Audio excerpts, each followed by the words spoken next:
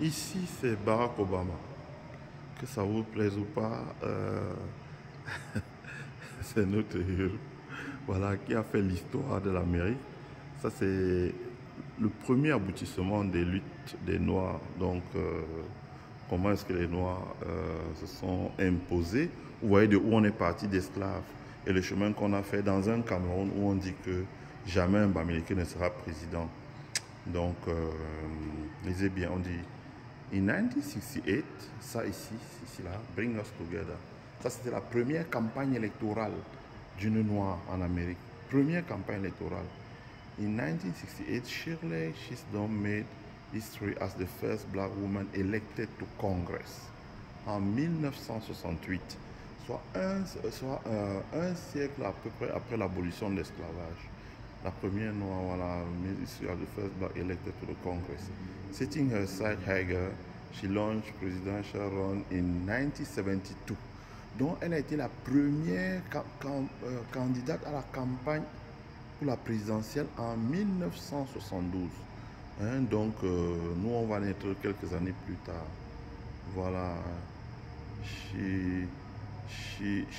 Despite on the fund campaign, donc elle n'avait pas assez d'argent pour sa campagne, she entered 12 primary and won 10% of the delegate votes. Voilà.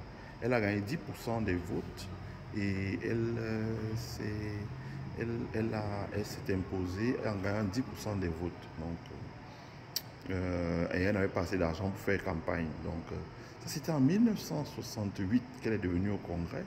En 1972 qu'elle s'est présentée. Donc, moins de 10 ans après qu'elle s'est présentée, en 1984, ça je me rappelle, j'étais vraiment tout petit, on recevait les vidéos de France. Ça c'est Jesse Jackson. Ok, Jesse Jackson, the second African American to launch a major presidential campaign. Jesse Jackson ran for president in 1984. Donc Jesse Jackson, c'était en 1900.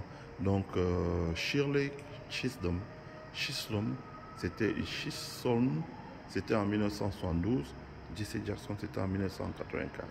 Surprising many, he received over 18% of the primary vote. 4 years later, Jackson more than doubled his vote when he ran again in the 80 primary. Donc, Jesse Jackson s'est présenté pour la première fois en 84. Il a eu 18% des votes aux primaires. Il s'est présenté en 88 et il a eu 40% des votes aux primaires. Voilà. Donc, voilà, ça c'était lors des primaires. Attention, donc ça va étape par étape. Pour dire que j'ai mes désagréments avec Maurice Kamto, mais je ne l'attaque pas au fond. Hein, je pense que pour moi, ça ne va pas assez vite au sens où le potentiel qu'il a sur la main. Mais je suis de ceux qui pensent que, par exemple, nous autres ressortissants de la communauté Bamileke, avec tout ce que nous avons subi comme discrimination, dommages, tout, génocide, un jour il y aura un Bamileke président. Hein, ça commence par Kamto, qui était le premier candidat majeur, sérieux, et ça viendra certainement avec d'autres personnes. Donc vous voyez ici la photo, ça tout le monde entier a regardé ça. In 2008, Barack Obama won the presidency, receiving 52% of the popular vote, nearly 70% of black voters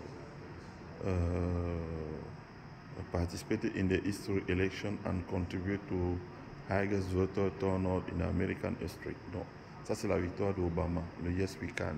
Donc, ça c'est le Yes We Can. Vous avez là, during the civil rights movement, activists war for equal rights in America, champion the Voting Rights Act of 1965, tore down legal barriers and prevented African Americans from voting. Donc, c'était ici la victoire d'Obama, c'était l'aboutissement de la lutte pour les droits civiques des Noirs qui avaient gagné le droit de voter. Donc, ayant gagné le droit de voter, donc vous avez vu, Obama a gagné les élections. Donc, voici sa victoire. Donc, vous connaissez le fameux portrait de Barack Obama. Vous connaissez son slogan de campagne qui était Yes We Can. Donc, comme vous comprenez vous-même, la première aventure, c'est cette dame. Contrairement à ce qu'on dit, c'est Jesse Jackson. C'est pas Jesse Jackson. C'est cette dame.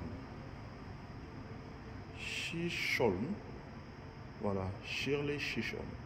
C'est cette dame qui, en 1968, après s'est présentée en 1972. C'est une femme.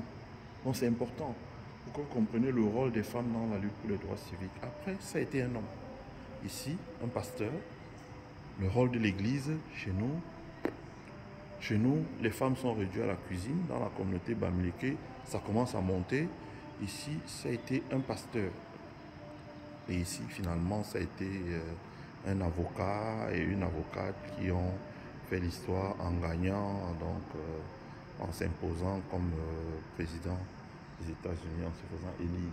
Donc, s'il a été élu, c'est parce qu'il a profité du travail de cet homme aussi, qui a beaucoup lutté pour les droits civiques. Donc, on connaît beaucoup le pasteur Martin Luther King. Ça, c'est le fameux meeting de devant le Capitole, I Have a Dream, que les gens connaissent bien. Ça, c'était... On dit, during World War II, thousands of black soldiers fought for greater freedom and abroad. When they returned home, they were not awarded the freedom they fought to protect. But the 1950 and 60, men and women across the country launched a movement and will alter American Forever. Ok, donc vous voyez, et qu'est-ce que vous voyez dans la photo? Vous voyez dans la photo qu'il y a aussi bien les blancs que les noirs. Il y a aussi bien les blancs que les noirs. Ça veut dire que aussi bien les blancs que les noirs, les progressistes, comme on dit. C'est pour ça qu'en Amérique, il y a deux tendances. On dit liberals and conservatives en Amérique. Donc, il y a deux tendances. Donc, voilà, il était sûrement accompagné des personnes qui étaient ce qu'on peut appeler libérales. Donc le fameux discours. Donc, qui va plus tard profiter à cet homme, autre homme, qui est Obama. Donc, il va profiter de la lutte qu'ont menée avant lui ses prédécesseurs. Comme quoi la construction des droits civiques, c'est une construction permanente.